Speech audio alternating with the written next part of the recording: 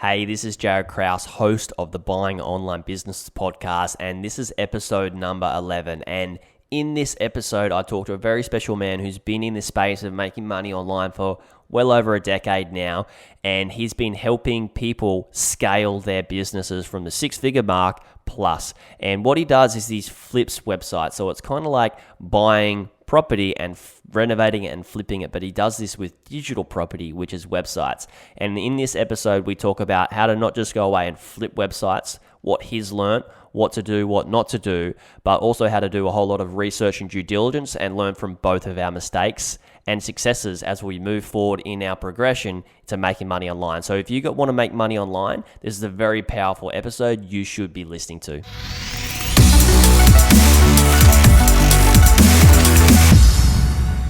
So, hey everyone tuning in, I have with me a very special man that I spoke to. I think we worked it out, it's just over 2 years ago now when I jumped on your podcast.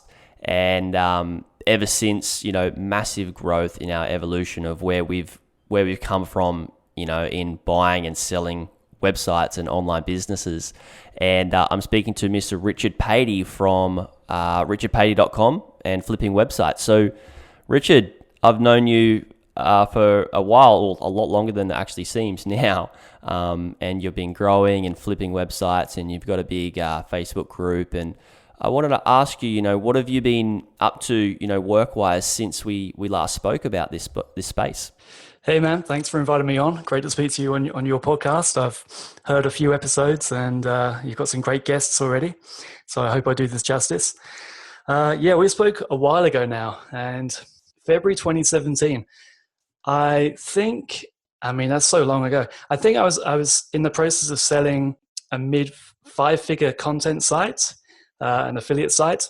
And I think I sold that so we published the episode in February. I think I may have sold it in March. And the guy that bought that site from me wanted it to get into investing in online assets. And his intention was to bring me back into the business, and for me to continue working on the site, build it up, and work with him on future acquisitions. And so that's what happened. So I had an exit and then was brought back in, got some upside. That was the first deal that I had done with an investor. And that's led me on a big journey. So a year passed, we sold the site for a second time. Sold the first time through FE International, sold a year later through Empire Flippers. I was able to double the assets within a year. And a big part of that was just not taking, not drawing much from it and reinvesting a lot more than I was previously. The site previously was paying my expenses, and I was kind of taking everything out of it and not really, investing in new content or investing in links or doing any kind of ad retargeting. And so to be able to have some budget to spend on different affiliate promotions and things, I was able to double the income and double the asset price. And so that was a new perspective too. And I started kind of seeing these more as assets rather than, little businesses or websites that I was able to grow. And then did more deals with the guy that bought my site, and realized that it's probably a better use of my time to partner up with investors or existing site owners rather than building from scratch again and again, just because it takes so long to get to a decent revenue traffic amount and revenue size. So, to bypass that first 12 to 18 months when not a lot is happening, although I know some people can achieve, some real growth a lot sooner. The Authority Hacker guys recently did a case study where they sold a website for mid 6 figures from scratch within 18 months. But I think that's pretty unusual, and they're very good at what they do. But for me, normally the first year, nothing much happens, and then you get some momentum, and then you double down on what's working. So to kind of avoid that and partner with investors that are buying six-figure websites already. And the only thing that I do now are content websites on WordPress, and I'm an SEO guy, so I know how to improve that. That's the main thing that I do. And so to be able to work on a six-figure asset that's already pulling in, like $5,000 a month, and have some budget available, like I can scale upside for myself and for the investor far more upside than if I were to just keep building from scratch by myself. Yeah, that's awesome. Look how far you've come, and it's so great to see, like the growth and the connections that you've got with people now, and the network that you've built and been building, and it's going to keep growing. And I think what I've noticed is it's such a powerful, way to leverage off each other. Where we're at in different stages of business. And I myself have a client who actually just bought half of a business and is leveraging off the knowledge of the seller and growing it. And it's just giving the business, some fresh energy, some fresh legs. And, but with the energy or the knowledge of somebody who has, created it, and they're helping steer the ship now. And I think that's just such a really good way to go about it, is partnering up with people. And what do you think is some of the best things that you've learned through doing that sort of process, Richard? With partnering, I think the main thing is there's a lot of money available. Yeah. That's what really stands out. When I've had was working with the guy that bought my site and built a good relationship with him, and then thought, why don't I look to replicate this kind of relationship and this kind of success? And so I put a page up on the podcast website, which is now flippingwebsites.co. At the time when we recorded the show that we did together, that was on my personal site. So I bought that domain and moved the podcasts over to there. And on that site, I put a flippingwebsites.co/operator page, and just listed myself available as a website operator. And thought, am I going to get any interest from investors? I've got a podcast that has an audience, and building a Facebook group as well. And so I had a page setting out, this is what I can offer. This is the kind of structure that I'm operating under. And there was a form, and people have started completing that form. And so I've got to a point where I can actually not only vet website deals that I'm looking at, but actually vet the investors that are looking to get into the space, and only work with people that we're on the same level. So in terms of looking to achieve the same thing. So for me, I like to focus on website flips, where I can get the most upside in the shortest space of time. So I'm also working with an investor, helping build a cash flowing portfolio out for an investor. That's more of a consultancy relationship. But in terms of being an operator, for a website operator, I only really want to be doing website flips, where we purchase a website, I add 3 months of my skills and knowledge, and then we wait for the revenue to spike, and then we sell 6 months after that, so that I can really maximize the upside of the asset price that I'm building.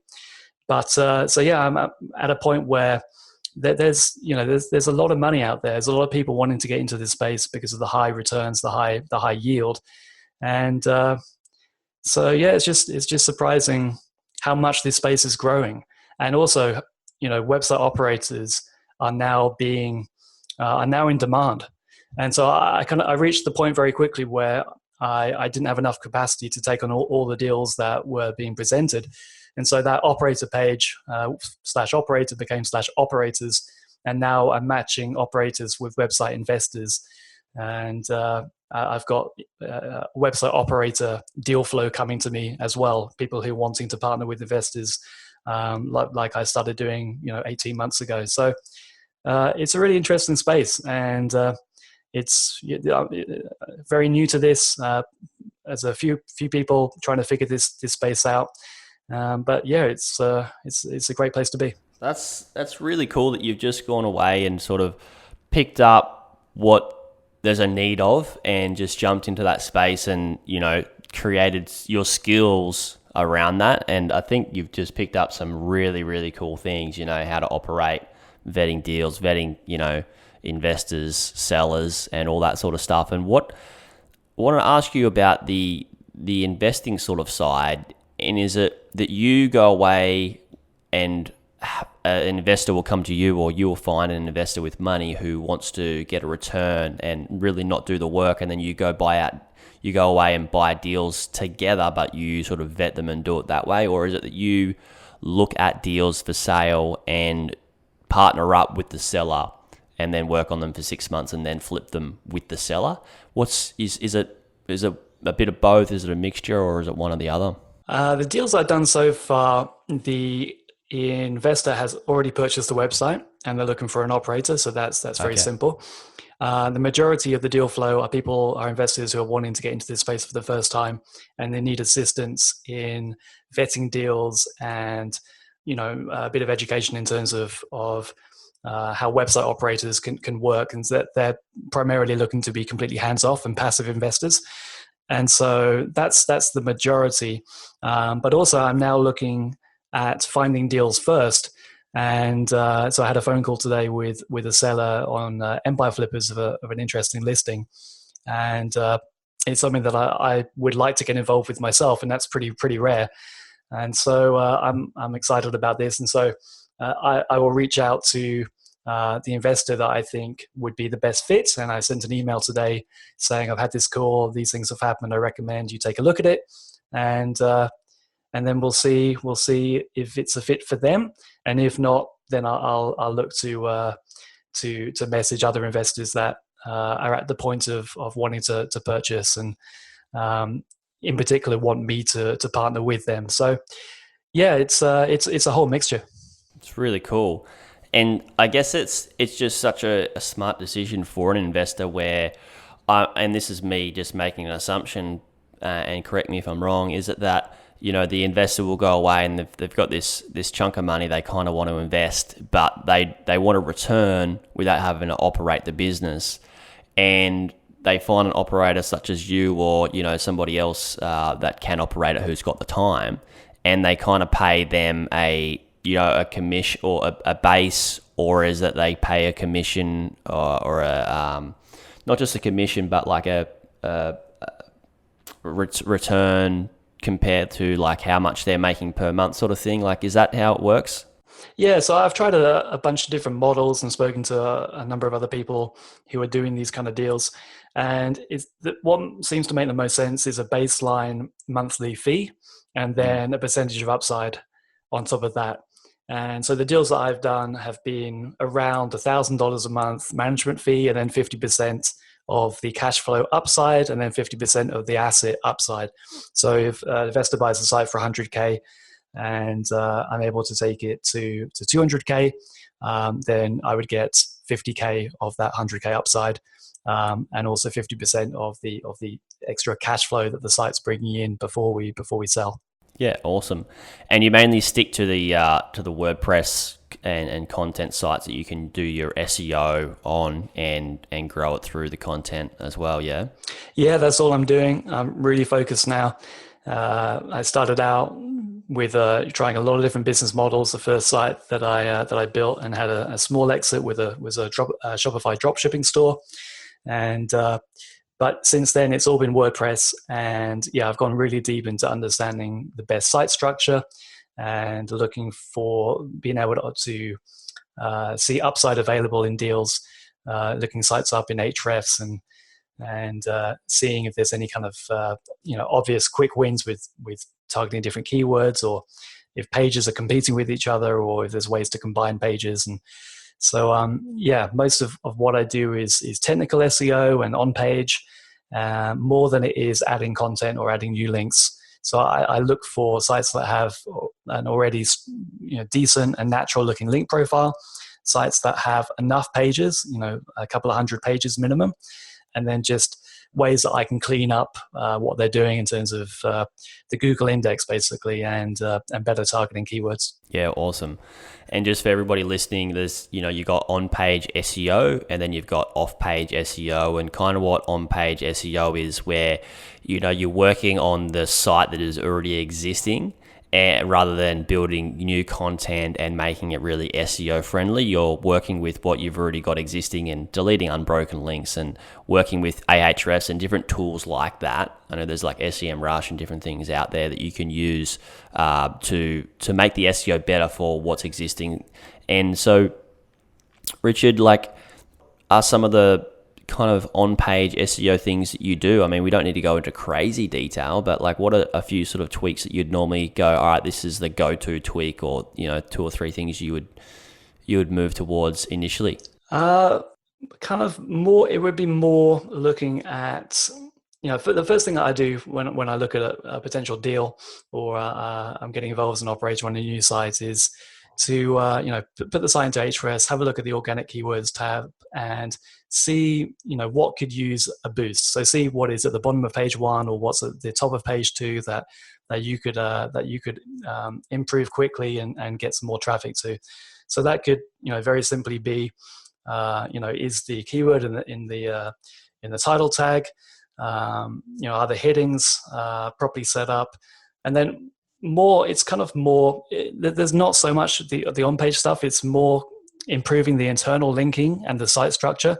That for me is kind of where I get my biggest wins, and that's the thing that I've got most skilled in. So, you know, looking at what are the top pages by links, and you know, before that, understanding what are the top pages that you're trying to rank higher, what are the most important pages, and then looking at which pages have the most links, the most powerful links on the website, and interlinking from those, and doing internal links from those to the pages that you want to rank, and just improving the site structure. So there's some great tools out there. I use a tool called Sitebulb, and you can visually see the site structure, how the site's currently set up in terms of a hub and spoke visual aspect, and just doing some kind of technical audit stuff, seeing if the pages are properly indexed, you know, looking at click depth, and just really tidying things up. And if a page isn't getting search traffic, if it doesn't have links, and if it's not you know,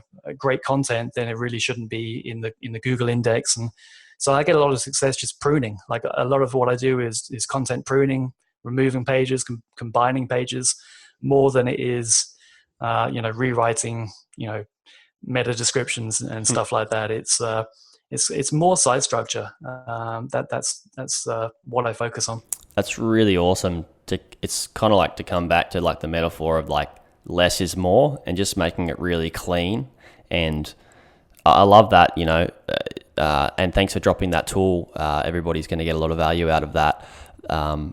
You know, Sitebulb, and then looking at the click depth and what doesn't need to be wasted. You know, like a site or a piece of content that's not getting search. It's just sort of slowing the site down, I guess, and it's not really adding any relevant value. So just making that obsolete is a great way to go. I really love what you've picked up there. Is just, and the way you coined it, even like the pruning is so cool. It's certainly a lot easier than adding new content. It's just improving what's already working, and you know, moving links around, and improving pages, and doing redirects. And yeah, it's infinitely easier than trying to build a site from scratch. For sure. And so for everybody listening, and what I picked up with Richard is how wise he is, in a way that he knows what he's good at, and he's only sticking to investing in those types of businesses that he knows he can use his knowledge. And I guess what's so great, Richard, is you're just leveraging off that. And this is what I teach a lot of people, is like, kind of stick to what you know. You know, after you've bought maybe your first site, you might not, like for me, and I guess it's the same for you, when you buy your first sort of site, you kind of just like, I know I was trying to just working things out as I go, and I still am today. Obviously, I'm a human being, but very much so at that stage. And I started to learn, then I started to decide to stick to what I knew and leverage off what I knew with the next deal and the next deal and next deal. That's kind of the path that you've taken, I guess? Yeah, definitely. I mean, I won't get into deals where there isn't this upside available.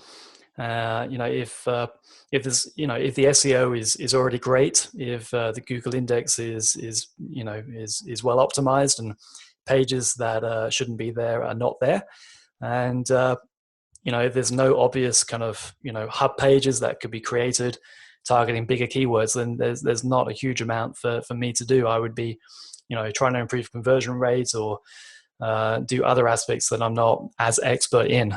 So yeah, I definitely look to just focus on what I know that I can do, and make that the majority of the upside, and then just add other aspects. And if I see new keywords, add them in, or if I see pages that need links, there's a bunch of different ways of doing that that I'm aware of. But yeah, I've tried scaling so many different processes and link building strategies, and tried to be good at everything, and I've given up. I've stopped trying to build teams. I kind of like to the approach that I take is as a consultant, where it's like I've developed a skill set and I deploy that on behalf of investors into sites, and benefit from the upside. I've stopped trying to scale teams of VAs and all this kind of stuff. It's not worked for me. And so, yeah, just focusing on an area where I've got really expert in, and just gone really deep and really narrow. I feel I'm as good as anyone in what I do in seeing upside and being able to realize that. And that's it. Yeah. Isn't that a crazy thing to understand? Is just really realizing the value that you can add to an investment, and knowing your value, not just in business, but in life. I think that really gets you very far. And I think it's once you do come to the decision, and I've done this so many times in my life and business as well, like gone down the track of like build it this way and follow everybody else that's doing it that way. But hang on a second, why don't I just stop for a second and see what I really want? Do I want to manage a massive team of VAs? Do I want to have to do quality control on these investments? And then take what I've gotten from my VAs, like for you, to take what you've gotten from your VAs to an investor and say, this is what we've done, and it's not really kosher. And not just that the investor doesn't know that, but you morally and ethically know that you could have done a better job yourself if you did it yourself, and with so much less stress. I find that I've definitely learnt so much myself. Like, it's kind of like life pruning, isn't it? Like, we try to do so many things, and kind of like the website, we look at like, oh yeah, I could add all this extra stuff and do all this, do everything. But it's kind of the same approach that you've taken with your websites in building, your skill set. Yeah, and you definitely want to leave upside for the next person, for the buyer, when you wanting to sell the website that you've been building. You do want to leave some upside available. Otherwise, you're just left with buyers who are looking to buy the asset purely for cash flow, and not look to improve it. So most people who want to, are buying an asset, a website, are wanting to, add their skill set and improve it. So it's, I think it works out really well. And for me, this is the least stressful approach. I'm able to vet the investors that I work with, and yeah, I'm the one that adds my skill set. I'm the one that does the work. I've tried outsourcing so many times. A lot of people advocate, building the team and celebrate the team. And but I've always been like a solo operator. I've always liked the solopreneur approach, and I think it's as valid, if not better, if you can become truly expert in one thing, and behave like a consultant, and think like a consultant, and know the value that you can add. And even if you're not being paid, by the hour or a day rate, and you're partnering with investors on websites, it's still, I think it's a good headspace to be in. That you're just you're raising your hourly rate as high as you possibly could, which is effectively what I'm doing. We're partnering up with investors. In theory, if we're just doing a flip within a year, I shouldn't need to put more than, I'd have to think about this, but who knows, like 50 hours into a website. And if it's a 200K purchase and we're able to double it, and I walk away with 100K, then if I get my Mac calculator out, because it's it's a great hourly rate. it's 9:30 at night, and I'm on the red wine, so that's $2,000 an hour, right? Exactly. So, you're right. Yeah. So yeah, that's how I feel. That's my approach, and it's it's working for me. Yeah, and all I need to do now is just prune everything else in my life and try and simplify simplify my life the way that I'm kind of now looking at business. So yeah, I've done way too many things for far too long. But I mean, I've been doing this for like almost a decade now, in terms of playing around with websites and going out on my own. And so it takes a long time to be able to be comfortable not doing things and knowing your true value and knowing what you're best at. I mean, it's taken me this long to arrive at this point. So it's it's not easy, but yeah, I like this approach. Yeah, it's a similar approach to what I had when I first started. As I was just I came to the whole thing of like, all right, I'm gonna stop starting websites because that's not really working. As you said, you have to go through that whole 1 year to 18th month period where nothing's going on. You're doing some pretty grueling work trying to get it out of the gutter or up and off the ground. And even if you're putting money into it, it's not just the money that you put in, but a lot of the time and then you still got a massive percentage that the market's not gonna want what you put out anyway. Those 90% startups all fail is the stats they have. And I'm the same. Like, I just went around trying to do everything to make money by starting websites, trying to call around and do so many different things. And then I slowly started to go, all right, I'm good at this, and I'm great at teaching, I'm great at guiding, I'm great at helping with all the knowledge that I have. I've went and bought away multiple sites for myself, and it kind of just unfolded I didn't push it down the track that I wanted it to go so much, in the sense that people kind of found out what was happening, and they're like, it just went that way without like life guided it that way for me, instead of me trying to carve this track out and make it happen. It kind of I sort of surrendered to, like, this is what I'm supposed to do. This is the path that I'm supposed to go down, and it worked out so much better than trying to push something that wasn't supposed to work. And it's been a long journey, definitely for you, Richard, and myself as well, and kind of just learning along the way, like, hey, I don't need to do that, or I don't need to do this, and like stick to what I know. And it's great to pick up all those things along the way. And I've got this one question I do want to ask about the time frame of the like how long you sort of grow them for and why.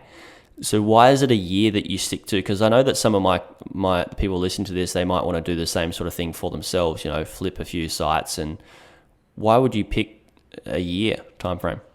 Yeah, purely to have enough time to add the skill set, and then for Google to reward you if it's going to happen with the increase in traffic, and you make some monetization tweaks as well, and then so brokerages will typically do an average, so that the asset price that they come up with will be a multiple, typically of an average of the last 6 months. So you want to buy a website, increase the revenue, and that may take 3 months. If you add your skill set, add what I can do after the first month, it's going to take a couple of months to take effect before traffic really increases. So it's purely that you need to wait another 6 months to get a higher average, and then it could take some time to sell. So I mean, in theory, you could do it a little bit sooner. You could do it within 9 months, but I also kind of feel, and I've had feedback, that some buyers could be put off with a flip any sooner than a year. So yeah, bunch of reasons. But personally, I don't like to manage sites any longer than is necessary. I want to reduce the SEO risk of an algorithm update and Google taking your traffic away. So I like to de-risk by holding the sites for the least amount of time possible. But so a year, with a very small sample size is what's working for me. Yes, it's the middle sort of sweet spot, isn't it? It sounds like, because Google can take a while for it to, the algorithm to catch up with all the changes you've made, and then see the have the investor see the benefits of that, to see that what you've done is been great work? Yeah, for sure. It's never instant feedback with Google. You just have to do what you think is the best, in the best interest of the site, and then literally wait and see what happens. Yeah. And knowing, you wait and see what happens, but knowing there is going to be a change, obviously, because you've been doing this for so long now. And when you come to the purchase price, is it that an investor will come to you and be like, hey, I want to buy, X amount, a business worth X amount so I can get this sort of return? Or do you have and you go with that and run with their money and sort of grow it and go, I can make extra return, and this is how you set that sort of thing up? Or do you go, well, look, this is the sort of deal size that I work on? Do you have a sweet spot for the price that you go for, or? Yeah, I do, and it's the same as the deal flow of investors coming to me. So I don't want to be working on sites that are less than 100K, and if most investors that are coming to me are looking for deals. They're getting into the space for the first time, and the budget that they have is typically 100K to 150K, and so that's ideal for me. It's a lot easier to double an asset that's a lot smaller. I know that from 2017 with Bitcoin, or other crypto assets or any assets. It's a lot easier to get doubles when the price is smaller. So that works for me, and that's the typical amount that investors are coming to me wanting to buy a website for, and they don't really have any criteria in terms of what return they're looking for. They ask me what is possible, and my default answer is that I'm looking for a double within every year. I'm looking for a double if I'm involved in a website. So that's what works. And then in terms of cash flow return, it depends on the multiple that the investor is buying the site at. If you're buying at a 30x multiple, 2.5 years, then you're getting a 40% yield immediately just by buying the asset from the cash flow. So there's the cash flow, yield, and obviously that will increase as you increase the income of the site. But my focus is always on that exit and getting the hopefully 3 years of profit at the higher end, all up front, and having an exit and both parties benefiting. Yeah, definitely. Always know your outcome, right? And so there's so many. I know that you have a lot of deals come to you, and you kind of got your your own private deal network, and know a lot of people in this space, and that's how I got to know you. Like, where do you just besides from that, like, where would you normally go to find these deals? Is it like the likes of FE International and Empire Flippers, or do you have other places that you kind of look for these too? Mainly. So I take a look at all the listings of all the brokerages in terms of the on-market deals. Empire Flippers seem to be the ones that have the vast majority of content sites as deals available. They seem to have more content site deal flow, so my focus is there, and I've got a good relationship with those guys. So in terms of on-market deals, it's mainly Empire Flippers that I look at and work with. I do a little bit of trying to find some off-market deals. If an investor has a particular preference, if they're looking to buy like a finance blog, I'll do some outreach to sites with levels of traffic that may make sense for the budget that they have. But that's a skill and a job in itself. Coming up with deal flow, it's very you need a large number of sites that you're emailing to work up deals, and so that's what some brokerages do. So that's what digital acquisitions do. They do a lot of email outreach, and they look to source off market deals on behalf of buyers.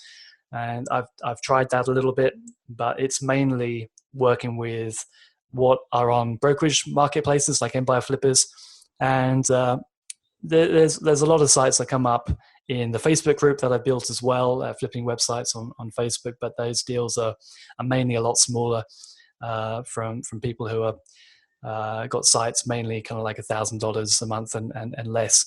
So yeah, it's a range of different sources, but mainly it's Empire Flippers that I'm dealing with. Yeah, and that's the same with a lot of my clients and a lot of people that come to the space. It is they've just got a vast majority of deal flow and turn over a lot of sites and great sort of prices. You know, sort of between the 15K to the 2 mil kind of businesses.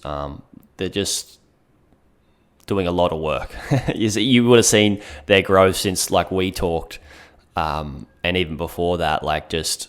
And I'm speaking to Joe very soon. He's going to jump on the podcast, who's the founder of Empire Flippers, and it's just their growth has been. Even I think one of my mates who's started looking at businesses probably like maybe only a year and a half ago, and he went back on Empire Flippers after some time, and he's just like, mate, it's just like what's actually happened. Like it's just insane. Like he can actually remember speaking to like the CEOs when he was trying to buy a business. Now they got like this crazy team, and that's just one place to go. Obviously, I have a lot of deal flow, but for everybody else listening, there's I tell them to go away, and my guys are people that listen to my podcast are starting out. I tell them to go away and look at the likes of like marketplaces like Flipper and Exchange Marketplace. It's really hard to find those diamond in the roughs there, but they are there. And have you jumped on those much at all, or? I've had a good look through the Shopify marketplace. I've not found anything that could work. I previously I was did a lot of work into funnels, sales funnels, and e-commerce funnels, and got very deep into that. But with my focus, I need to focus. So I only do WordPress sites now. So I'm not going to be getting involved in any of those. But I'm sure there's definitely upside available. But not seeing anything great there, but I haven't looked a huge amount. Flipper, I look from time to time, but it's not really going to work for investors that are deploying larger amounts of capital who are new to this space and are likely somewhat nervous, the first time. And so the level of risk there is a lot higher than a marketplace such as Empire Flippers. But yeah, looking at Empire Flippers growth on their empireflippers.com/scoreboard, like their overall sales volume, they got a graph for the last 12 months, and it's just like 45-degree line. It's crazy. Their growth is crazy. So yeah, that's where I mainly stay. Yeah. I'm very similar. It's just because I know that it's really hard to find those ones in that area. And yeah, this is what I like to tell people, and I kind of set the record straight on my last podcast, is that I used to say, like, be very, like, not really go to those marketplaces when you're first starting out. And I think people sort of took it the wrong way of like, me slandering them. It's not that at all. It's just that when you're very green to this, like I was when I first started, and I don't know whether you're the same, Richard, is that you can start looking at them and you can get sold into something that's actually not the investment that you'd want to invest in. And so that's why I think sticking to buying your first business from a good broker and learning the process really well, and then jumping on these other sort of marketplaces like Exchange Marketplace and Flipper can allow you to at least get a really good education to at least understand what to look out for when you do come to those sorts of marketplaces. Yep, that makes sense. I mean, the great thing about Flipper is you get to see the URL. You can put it in SEO software in Ahrefs, or if there's now a good free alternative that Neil Patel has been working on with Ubersuggest. It now has a backlink checker, and so you can get good keyword data, good backlink checker. Look up people's backlink profile for free with Ubersuggest. You don't need to pay for software when you're getting started, and you can start to to do some due diligence on even very small deals, and start to look and see what keywords they're ranking for. Try and figure out how they're making money, see if it's believable what the money that they're saying that they're making based off the traffic, and Yeah, it's a real education. And I mean, I've been burned previously a couple of years ago in a deal that I was involved with where a seller had was saying that there weren't any PBNs involved in the site, private blog network links involved. And technically that was true, but he had 100 pointing to them just before he listed it that he removed. So he removed 100 PBN links, and I was involved in a deal with an investor. It was actually the guy who bought my site. That was our next acquisition, and so the next month after we bought it, traffic was down 50%, and then the next month after that, traffic was down 80 to 90%, and it's taken a year to see some try and get it back now. We're on a curve back, but we've put a lot of effort into that site, and there were what I know now that there's a number of things that I would do differently now that I'm aware of in terms of looking for PBN clues and vetting sellers a lot better. So yeah, it's I think everyone, if you're getting into this space, you will have, chances are you will have a bad deal, whether it's a seller, whether it's a Google update that no one saw coming. You can't win on every deal. So to start small is definitely a good thing. And also just building from scratch is a great education too. But having said that, I mean, if you can buy a site for $500, $1,000 that is already ranking for keywords, that already has pages set up, then you log into WordPress and you know how it's working already without having to figure this out for yourself, which is what I did. And you can really speed up your learning if you're buying these smaller sites, even if they're making only a tiny amount, or even if they're making no revenue but actually have historic search traffic. You can play with things, and you can see what levers create what result. So there's definitely merit in buying smaller deals. It's also good building from scratch, but you can do you can get good at due diligence just by from experience, just by looking up. I've probably looked up hundreds of URLs now and in terms of due diligence, and you get a lot better. But you also you kind of almost learn the most when you do get burned as well. So you've got to it's definitely buyer beware, which is why marketplaces that vet the seller well and are very transparent are good places to work with. Yeah, so many great points in what you just said. I think it's I don't think I know, this is what I tell people a lot, is that if you want to get good at something, you need to practice especially investing in websites, you need to practice your due diligence and not just do the theory, because I read it in a totally different book, and it wasn't a business book at all, but it said 1 ounce of theory is 1 pound of theory is equivalent to 1 ounce of practice. And I think that's right. I think I said it the right way.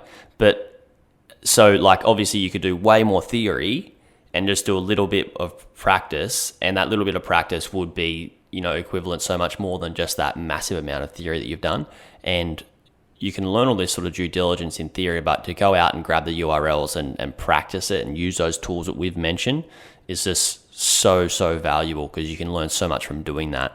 And I was almost going to ask you, Richard, what are a couple of things that people should know before going away and flipping sites, and what are some mistakes that you've learned? But you just went away and answered them without me having to ask in what you just said. So that's really, really good. And is there anything else that you kind of want to add at all, for somebody that is looking to get into this space and possibly flip?